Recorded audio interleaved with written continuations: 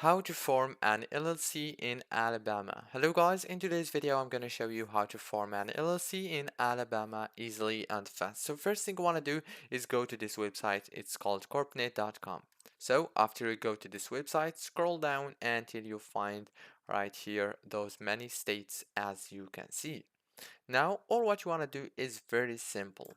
Just go and search for form an LLC in Alabama and click on it like this. Now it will take you into this page.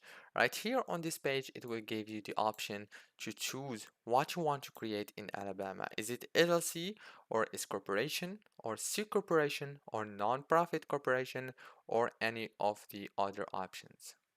Now we want LLC. So now all what you want to do is click on get started. After you click on get started, it will take you directly into this page right here. So all what you want to do is just choose the plan that you want, basic, deluxe, or complete. I recommend you to choose deluxe or complete for the best value as you can see. Now after you choose all what you want to do, click continue like this.